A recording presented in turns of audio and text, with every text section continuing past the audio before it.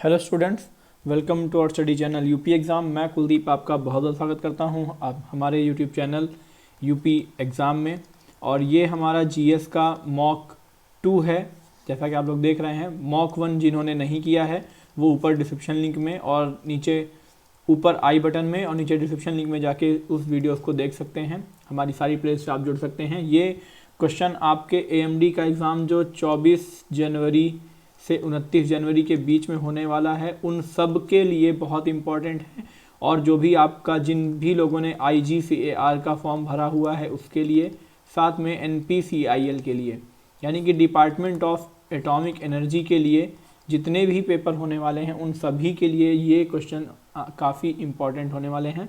तो बिना देर करते हुए चलते हैं हम अपने अगले क्वेश्चन पे, और आप लोग साथ साथ में क्वेश्चन को करते चलिए ताकि आपका स्कोर पता चलता रहे। और वीडियो के एंड में स्कोर जरूर करके जाइए कि कितना स्कोर आपका हुआ, हमें भी पता चलता रहे कि हाँ आपकी तैयारी कैसी चल रही है। चलते हैं अपने अगले क्वेश्चन पे बिना टाइम वेस्ट करते हुए कि संविधान में दोनों सदनों की संयुक्त बैठक का प्रावधान किस अनुच्छेद में है? इन विच आर्टिकल? बताइए फटाफट। 108, 110, 173, 166 किस आर्टिकल के तहत है? बताइए फटाफट भाई। Option ABCD। ज़्यादा टाइम नहीं मिलेगा आपको, 10 सेकंड का टाइम रहेगा इसको सॉल्व करने के लिए, क्योंकि वीडियो को बहुत लंबा नहीं करना है। 30 क्वेश्चन हम लेके आते हैं, ठीक है। आप लोग को एंड में बताना है कि आपके कितने क्वेश्चन हुए। तो भाई बताइए फटाफट। ये है 108, हमारा 108 सही आंसर है। आर्टिकल 108 के तहत संविधान में दोनों सदनों की संयुक्त बैठक का प्रावधान है। चलते हैं अगले क्वेश्चन पे कि विश्व में ट्रेड ऑर्गेनाइजेशन का प्रथम मंत्रिवर्गीय सम्मेलन कहाँ हुआ था? विश्व में ट्रेड ऑर्गेनाइजेशन का प्रथम मंत्रिवर्गीय सम्मेलन कहाँ हुआ था? America, Singapore, France and Switzerland. बताइए भाई फटाफट बताइए। जिन लोगों का इंग्लिश में है क्वेश्चन आंसर्स का, हम कोशिश करेंगे अगले वीडियो में इंग्लिश में क्वेश्चन आंसर्स को लेके आने की, क्योंकि ये मेरे पास इतना मटेरियल था तो इस पर बना रहा हूँ। बाकी अभी मैं रेडी करूँगा मटेरियल तो वो मैं इसको भी बाइलिंगुअल कर दूंगा, हिंदी और इंग्लिश दोनों में कर दूंगा, ठीक है। तो आप लोग टेंशन मत लीजिए उसकी। विश्व में ट्रेड ऑर्गेनाइजेशन का प्रथम मंत्रिवर्गीय सम्मेलन कहाँ हुआ था? America, Singapore, France, Switzerland. बताइए भाई फटाफट। तो हमारा ऑप्शन B सिंगापुर, ठीक है, सिंगापुर। चलते हैं अगले क्वेश्चन पे कि अंतर्राष्ट्रीय न्यायालय के न्यायाधीशों की पदावधि कितने वर्ष की होती है? कहानी की होती है या पदावधि कितने वर्ष का होता है, कुछ भी मान लीजिए। अंतर्राष्ट्रीय न्यायालय की बात कर रहा है, न्यायाधीशों की पदावधि। बताइए भाई। A 15 साल, 5 साल, 10 साल या 9 साल? बताइए भाई फटाफट बताइए। तो भाई आप बताइए कि अंतर्राष्ट्रीय न्यायालय कहाँ पर स्थित है, आप लोग बताएंगे कमेंट बॉक्स में। और इसका आंसर है, हमारा राइट आंसर है 9 वर्ष, 9 ईयर्स की होती है इनकी पदावधि। चलते हैं क्वेश्चन पे कि राष्ट्रपति का रिक्त स्थान भर लिया जाना होता है 1 महीने में, 3 महीने में, 14 दिन में या फिर 6 महीने में? ये आंसर बहुत आसान है, सबको पता होगा कि राष्ट्रपति का स्थान कितने दिन में भर लिया जाता है? 6 महीने के अंदर, 6 मंथ के अंदर उसका चुनाव कर लिया जाता है किसी भी हालत में। चलते हैं अगले क्वेश्चन पे कि पृथ्वी के वायुमंडल का सर्वाधिक घनत्व किस पर होता है? पृथ्वी के वायुमंडल का सर्वाधिक घनत्व किस पर होता है? कोई नहीं, समताप मंडल, आयन मंडल या क्षोभ मंडल? क्या होगा बताइए फटाफट भाई। पृथ्वी के वायुमंडल का सर्वाधिक घनत्व, समताप मंडल, आयन मंडल, क्षोभ मंडल या कोई नहीं? ये है हमारा ऑप्शन D क्षोभ मंडल, ठीक है। क्षोभ मंडल है हमारा करेक्ट आंसर। चलते हैं क्वेश्चन पे कि भारत में रिमोट सैटेलाइट प्रोग्राम के जनक कौन है? रिमोट सैटेलाइट प्रोग्राम के जनक कौन है? K कस्तूरीरंगन, RK नारायण, मदन मोहन या फिर नंबी नारायण? बताइए। अभी इनका काफ़ी नाम था, काफ़ी नाम आया था न्यूज़ में, करंट से आप लोग देख सकते हैं रिमोट सैटेलाइट का। तो ये है हमारा option A K Kasturi Rangan. Clear है? Option A is the correct answer. चलते हैं अगले क्वेश्चन पे कि रासायनिक रूप से मिल्क ऑफ मैग्नीशिया किसे कहा जाता है? रासायनिक रूप से मिल्क ऑफ मैग्नीशिया किसे कहा जाता है? Calcium carbonate, magnesium hydroxide, sodium hydroxide, magnesium dioxide. क्या होगा बताइए? A B C D. रासायनिक रूप से milk of magnesia,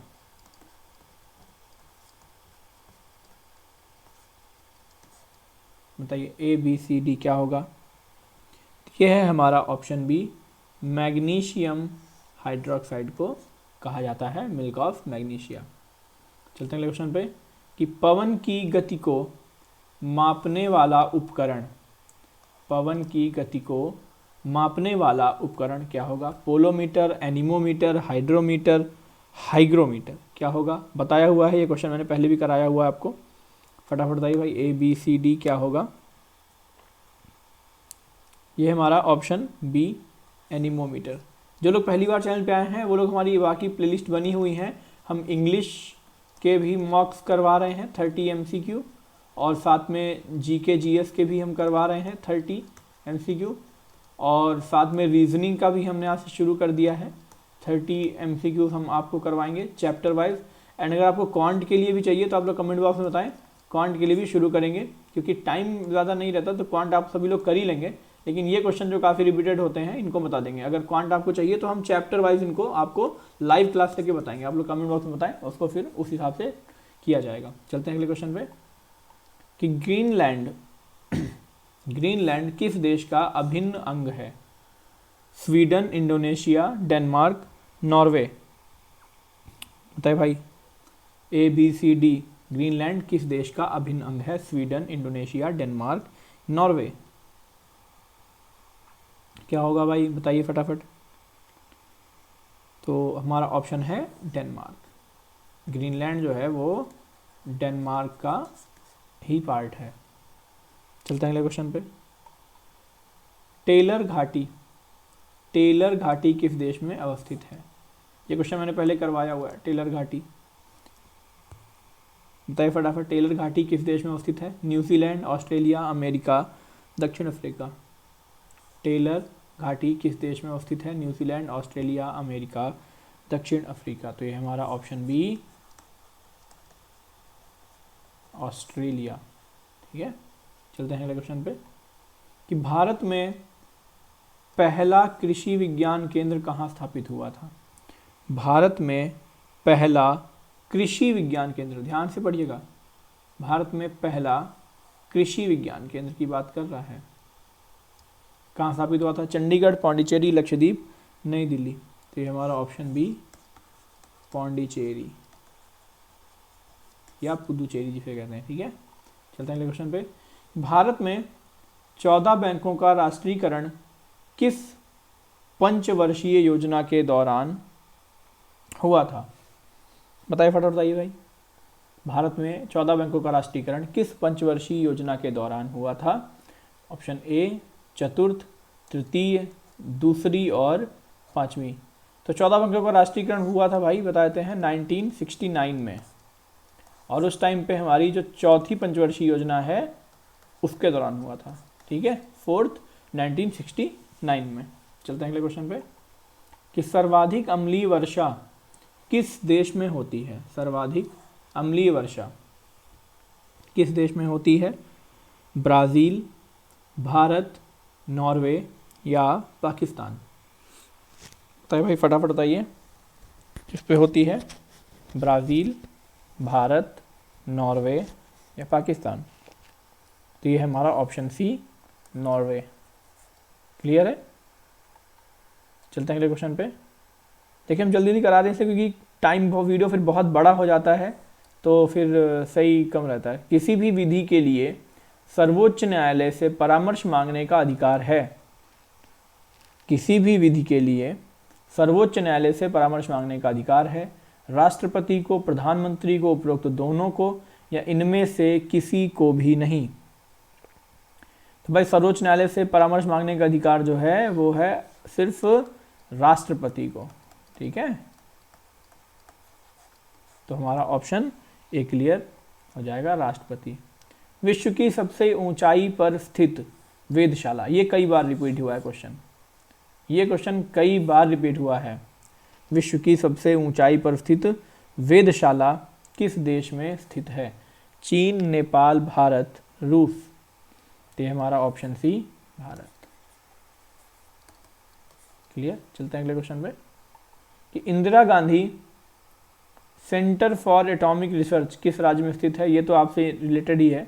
Indira Gandhi centre for atomic research IGCAR, अभी हाल ही में इसकी वैकेंसी आई थी, आप सबने फॉर्म भरा होगा इसका फॉर्म, और जिन जिन ने फॉर्म भरा है इसका कमेंट बॉक्स में बताएं किसने किसने फॉर्म भरा है, क्योंकि इसका पेपर हुआ था, होने वाला था लेकिन फिर पोस्टपोन हो गया था।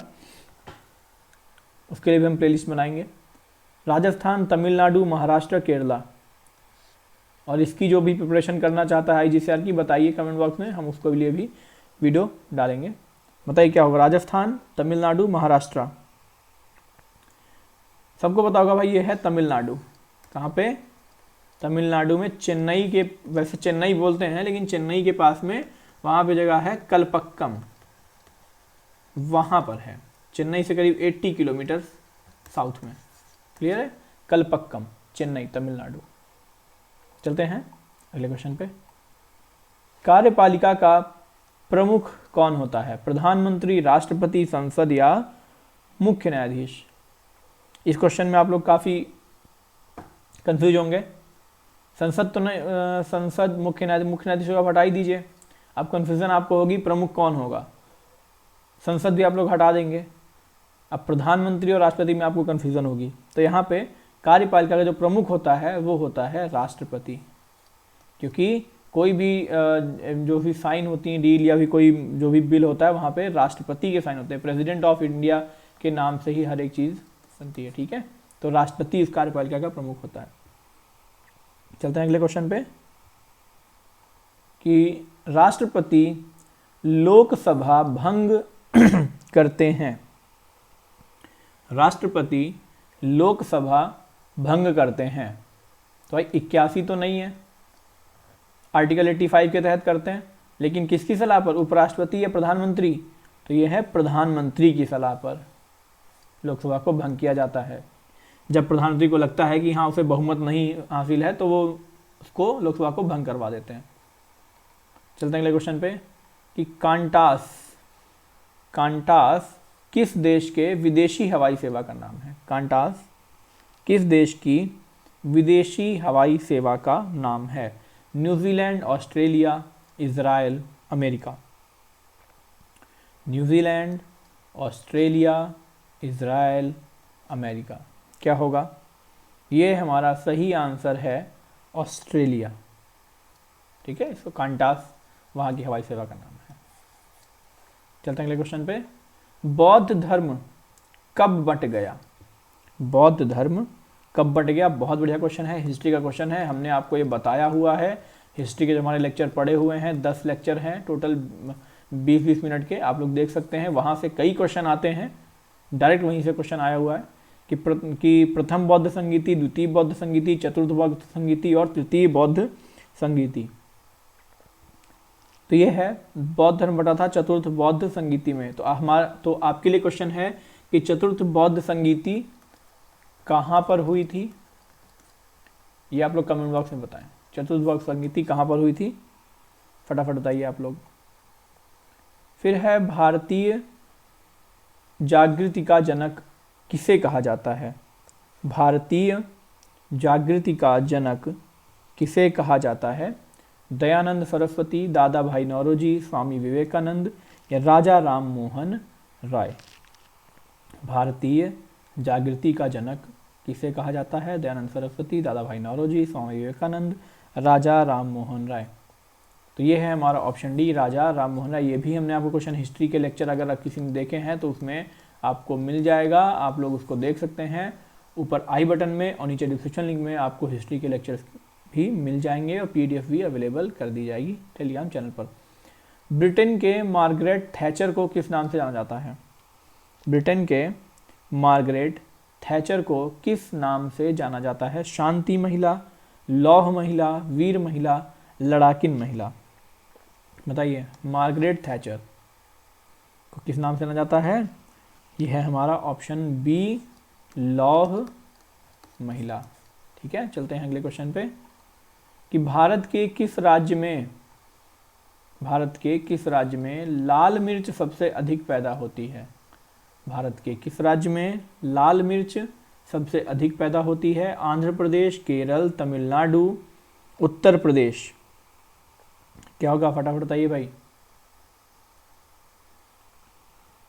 Option A, B, C, D. तो ये है हमारा ऑप्शन ए, आंध्र प्रदेश। आंध्र प्रदेश में लाल मिर्च सबसे अधिक पैदा होती है। भारतीय प्रशासनिक सेवा किसके शासनकाल में प्रारंभ हुई थी? ये भी हमने आपको हिस्ट्री क्लास में करवाया हुआ है, क्वेश्चन वहीं से पूछा गया है डायरेक्ट। तो बताइए भाई क्या होगा, काफ़ी इंपॉर्टेंट क्वेश्चन है। Lord Dalhousie, Warren Hastings, Lord Wellesley और लॉर्ड कॉर्नवालिस। तो हमारा करेक्ट आंसर है लॉर्ड कॉर्नवालिस, हमारा करेक्ट आंसर है। इसके शासनकाल में शुरू हुई थी। फिर है बौद्ध संघ में सम्मिलित होने के लिए न्यूनतम आयु सीमा कितनी थी? बौद्ध संघ में सम्मिलित होने के लिए न्यूनतम आयु सीमा कितनी थी? 15 वर्ष, 18 वर्ष, 12 वर्ष, 21 वर्ष। 15 वर्ष, 18 वर्ष, 12 वर्ष, 21 वर्ष। क्या होगा बताइए, फटाफट बताइए। बौद्ध संघ में सम्मिलित होने के लिए जो न्यूनतम आयु सीमा थी वो थी 15 वर्ष। चलते हैं अगले क्वेश्चन पे कि विश्व का सबसे बड़ा द्वीप कौन सा है? विश्व का सबसे बड़ा द्वीप कौन सा है? ग्रीनलैंड, आइसलैंड, ऑस्ट्रेलिया या अरब प्रायद्वीप? क्या होगा सबसे बड़ा द्वीप, बताइए। सबसे बड़ा द्वीप है भाई ग्रीनलैंड। ठीक है, ग्रीनलैंड। चलते हैं अगले क्वेश्चन पे कि रबिया दुर्रानी किस मुगल शासक की पत्नी थी? शाहजहां, शाह आलम द्वितीय, औरंगजेब, जहांगीर। शाहजहां, शाह आलम द्वितीय, औरंगजेब, जहांगीर। बताइए भाई, रबिया दुर्रानी किसकी पत्नी थी? शाहजहां की नहीं थी, शाह आलम द्वितीय की भी नहीं थी, पढ़ा होगा आपने, हिस्ट्री क्लास में बताया था आपको। और ये थी औरंगजेब की पत्नी थी। ठीक है, जहांगीर की भी नहीं थी। चलते हैं अगले क्वेश्चन पे, किस गुप्तकालीन शासक को कविराज कहा गया है? बहुत बढ़िया क्वेश्चन है, कई बार पूछा गया है। कविराज किसे कहा गया है भाई? कविराज, बताइए। ऑप्शन ए भी, श्रीगुप्त, चंद्रगुप्त सेकंड, समुद्रगुप्त, स्कंदगुप्त। तो भाई ये है समुद्रगुप्त को कहा जाता था कविराज। चलते हैं अगले क्वेश्चन पे कि गिरनार पर्वत पर स्थित सुदर्शन झील का पुनरुद्धार किसने किया था? ये क्वेश्चन कई बार आया है, ये भी हमने हिस्ट्री क्लास में वो करवाया हुआ है। ये क्वेश्चन सारे रिपीटेड क्वेश्चन आएंगे, ऐसे ही क्वेश्चन आते हैं एग्जाम में इसी टाइप से। सुदर्शन झील से क्वेश्चन तो आता है। इसका पुनरुद्धार किसने किया था? इसका पुनरुद्धार किया था स्कंदगुप्त ने। ऑप्शन ए, स्कंदगुप्त ने किया था। चलते हैं अगले क्वेश्चन पे कि अजंता गुफाओं के जैसी गुफाएं मध्य प्रदेश में कहाँ हैं? बताइए फटाफट। बाघ, धार में, उदयगिरी, विदिशा या मांडू या फिर कहीं नहीं? बताइए भाई, मध्य प्रदेश में कहाँ पर अजंता गुफाओं जैसी गुफाएं हैं? तो ये है बाघ, धार जिले में आती। ठीक है, ऑप्शन ए। तो आज के लिए इतना ही। अगर वीडियो पसंद आया है तो वीडियो को लाइक करें, शेयर करें और सब्सक्राइब करना ना भूलें। और इसी के साथ चलते हैं, मिलते हैं अगले वीडियो में। तब तक के लिए thank you, take care, bye bye.